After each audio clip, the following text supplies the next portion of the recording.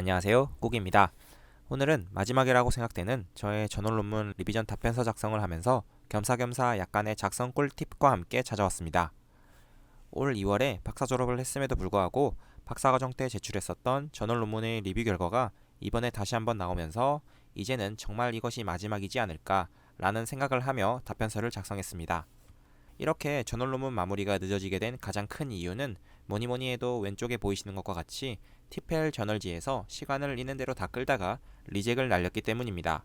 그 때문에 어쩔 수 없이 올 3월에 TI에 제출하여 처음부터 다시 프로세스를 밟는 바람에 마무리가 많이 늦어지고 있습니다.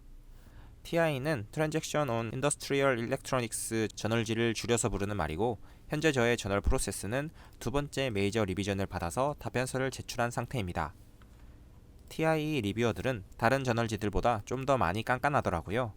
저 같은 경우 총 4명의 리뷰어가 있었고 정말 까다로운 코멘트들이 많았는데, 첫 번째 메이저 리비전 때 정말 열심히 답변서를 작성해서 제출했더니 다행히 4명 중에 2명은 이번에 괜찮다고 말해줘서 통과했고요. 나머지 2명이 조금 더 추가 설명이나 수정을 좀 해달라고 해서 이번에 2차 리비전 답변서를 작성하여 제출했습니다. 이 저널 논문은 아마도 올해 안으로는 억셉을 받을 수 있지 않을까 조그마한 기대를 해봅니다. 제가 사실 TI에 꽤 많은 도전을 해봤었는데요. 제 연구 분야가 좀 특이해서 그런지 낼 때마다 리젝을 받았었는데, 이번에 제출한 저널은 내용이 좋은 건지 제가 공을 좀 들여서 그런지 아니면 리뷰어를 잘 만나서 그런지 모르겠지만 메이저 리비전을 받았습니다. TI는 전자공학 분야에서는 상위 2% 탑 수준으로 인정받는 저널지이고, 임팩트 팩터는 예전부터 쭉 7점 이상으로 유지가 되고 있는 하이 퀄리티 저널입니다. 이 저널에서 메이저 리비전을 받았다면 전기전자공학 대학원 박사과정 학생에게는 졸업으로 정말 큰 한 발을 내딛었다고 봐도 좋을 만큼 꽤 준수한 결과라고 볼 수 있습니다. 교수님 성향마다 그리고 연구 분야마다 다르겠지만 TI 한 편 정도만 써도 박사학위 졸업이 되는 연구실도 꽤 많을 정도로 퀄리티가 높은 저널입니다. 물론 졸업 요건에 TI급 저널 2편 이상도 요구하는 정말 빡센 제 지도 교수님 같은 분도 계시지만요. 네, 리뷰 결과를 받은 이후 6주 만에 리비전 답변서를 제출해야 했는데요. 정말 너무나 작성하기 싫기도 했었고, 핑계이기도 하지만 사실 10월까지 회사 일이 너무 바빴어가지고 제출기한 최대 연장 신청을 했었는데 고작 10일 연장시켜주더라고요. 정말 하기 싫어서 미룰 때까지 미루다가 제출하기 3, 4일 남은 시점부터 정말 제 인생 마지막 논문일 것이라 생각하고 리비전 답변서를 작성하기 시작하여 제 시간에 제출 완료했습니다. 저널 논문 쓰는 것은 항상 느끼는 것이지만 정말 귀찮고 하기 싫은 일인 것 같습니다. 학교에서는 졸업이 걸려있기 때문에 졸업하기 위해서라도 억지로 썼었는데요. 졸업하고 회사 와서 쓰자니 정말 할 짓이 아닌 것 같습니다. 저는 현재 퍼블리쉬된 저널 논문을 총 3편 가지고 있습니다. 2편은 티펠이라는 저널지에, 그리고 한 편은 억세스라는 저널지에 게재되어 있습니다.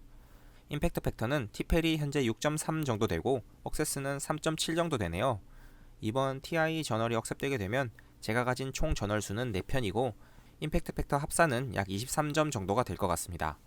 아니, 이 정도면 정출연이나 수도권 사립대 교수 정도에 한번 이력서 정도는 내볼만 할 것 같은데, 저는 제 실력이 교수 깜냥은 되지 않는다는 것을 누구보다 잘 알고 있고 어차피 조기 은퇴할 거라 정년까지 다니지도 않을 것이므로 정출연 가서 연봉이 깎일 바에야 여기 사기업 연구소를 다니는 게 낫다고 생각하는 사람이라 정말 저널 하나 더 써봐야 저에게 큰 의미는 없는 것 같습니다.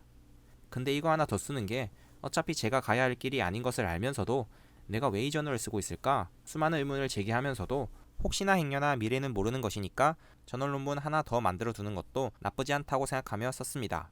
는 사실이 아니고요. 사실 언제 마무리 지을 거냐는 공동지도 교수님의 어마어마한 압박만 아니었다면 무조건 포기했을 겁니다. 네, 이하 자세한 내용은 생략하도록 하겠습니다. 그럼 이제부터 저널 리비전 답변서 작성할 때 어떻게 쓰면 좋을지 제가 알고 있는 팁들을 공유 드리겠습니다. 열심히 작성한 저널을 저널지의 양식에 맞춰 제출하게 되면 리뷰어의 검토를 거쳐서 코멘트들을 받을 수 있는데요. 저처럼 그 결과가 메이저 리비전과 같이 리뷰어의 의견에 대해 답변할 수 있는 기회가 주어질 수도 있고요. 이와 반대로 리뷰어들이 무슨 이런 쓰레기를 가져왔냐며 리젝트를 날리는 경우도 허다합니다. 티펠 기준으로 말씀드리면 리뷰어 코멘트에 대해 한 번의 답변 기회를 주는 리젝트도 있고요. 단 한 번의 답변 기회조차 없는 리젝트도 있습니다. 이 경우에는 다른 저널지에 제출할 수밖에 없습니다. 네, 여하튼 리비전 결과를 받게 되면 리뷰어들의 코멘트들이 날라오는데요. 어떠한 게 이해가 안 된다든지, 그래프가 잘못된 것 같다든지, 데이터 측정은 뭘로 했냐면서 의심하는 사람도 있고, 인트로 부분이 자기 마음에 안 든다는 사람도 있고, 영어 단어나 문법 틀린 부분을 지적하는 사람도 있고, 마음에 안 드는 세세한 부분까지 하나하나 지적하는 사람이 있는 등등, 하여튼 정말 읽어보면 화가 날 법한 별의별 코멘트가 다 날라오는 것을 경험하실 수 있는데요. 어쩔 수 없습니다. 전월 실적 쌓아서 졸업하기 위해서는 참아야만 합니다. 리뷰어가 갑이고 저희는 을일 수밖에 없거든요. 정말 리뷰어의 의견이 억지스럽거나 말도 안 되는 의견이 아닌 이상 리뷰어 의견이 맞다면서 맞장구 쳐주고 리뷰어 의견을 존중해주면서 그에 맞게 저널을 수정해주는 수밖에 없습니다. 우리가 사람 사이에 대화를 할 때에도 그렇듯이 여러분이 어떤 의견을 냈을 때 일방적으로 여러분의 의견을 짓밟는 사람에게는 고분고분하게 그 사람의 주장에 대해 동의해줄 수 없죠. 원래 사람 심리가 그렇습니다. 괘씸 심리 법칙이 작동해서 어쩔 수 없는데요. 리뷰어도 사람이라 똑같습니다. 리뷰어도 그들의 소중한 시간을 내어서 우리의 저널을 열심히 읽어서 코멘트를 준 것이므로 절대로 리뷰어의 의견을 그냥 뭉개버리시면 안됩니다. 리뷰어 코멘트에 대해서 실제로는 이러이러한 이유 때문에 저러저러한 현상이 발생하기 때문에 리뷰어 너의 주장은 완전히 틀렸다 라고 말하는 순간 정말 그게 객관적으로 맞는 주장이라고 하더라도 리뷰어의 기분은 좋지 않게 되겠죠. 그러면 결과 또한 좋지 않게 될 확률도 높아지게 됩니다.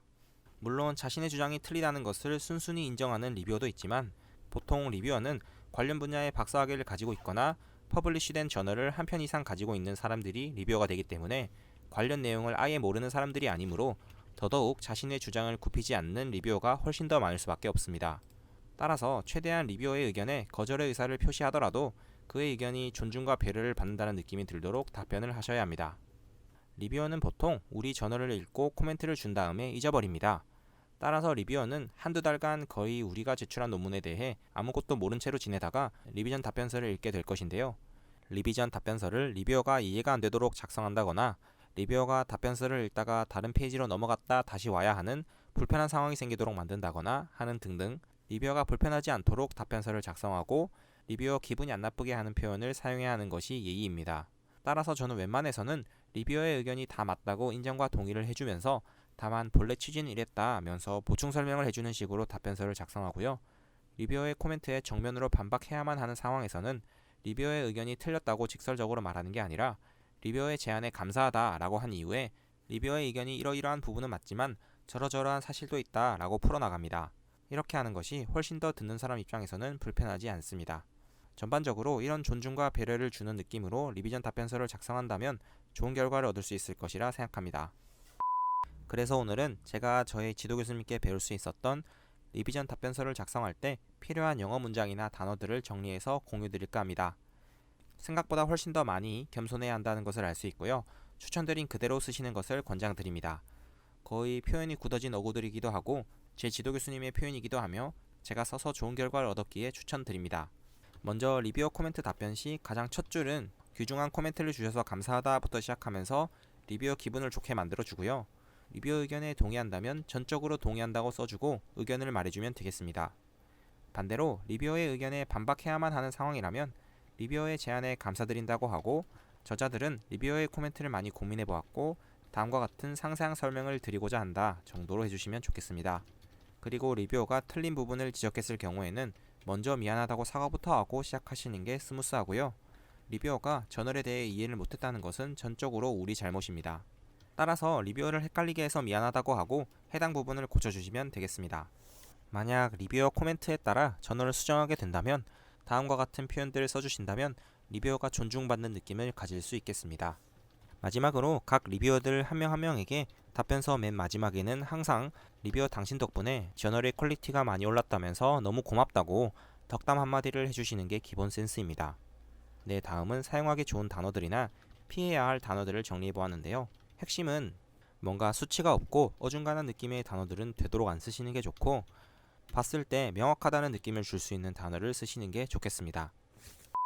네, 오늘은 리비전 답변서 작성에 대해 우리가 가져야 할 태도를 중점적으로 말씀드렸었고요. 빠르게 저널을 쓰고 졸업하기 위해서는 리뷰어를 존중해야만 한다는 것을 말씀드렸습니다. 여러분이 조금이라도 빨리 지도 교수님이 요구하는 저널 논문 개수를 채우셔서 한 학기라도 더 빠르게 졸업하시기를 기원하겠습니다. 대학원은 무조건 빨리 졸업하는 게 장땡입니다. 똑같은 대학원 연구실을 오래 있어봤자 이득 보는 사람은 지도 교수밖에 없습니다. 3, 4년만 지나더라도 해당 연구실에서 배울 수 있는 건 거의 다 배울 수 있고 그 이후부터는 새로운 자극이 거의 없기 때문에 사람이 정체만 되지 더 많고 다양한 것들을 배워서 성장한다는 느낌을 받을 수 없습니다. 따라서 대학원은 빨리 졸업하는 게 가장 베스트이고 사회 나가서 직접 부딪히면서 배우는 게 훨씬 더 재미도 있고 배울 점도 많습니다. 네, 이번 영상이 도움이 되셨다면 구독과 좋아요 한번 부탁드리며 영상을 마치도록 하겠습니다. 그럼 다음 영상에서 뵙겠습니다. 안녕히 계세요.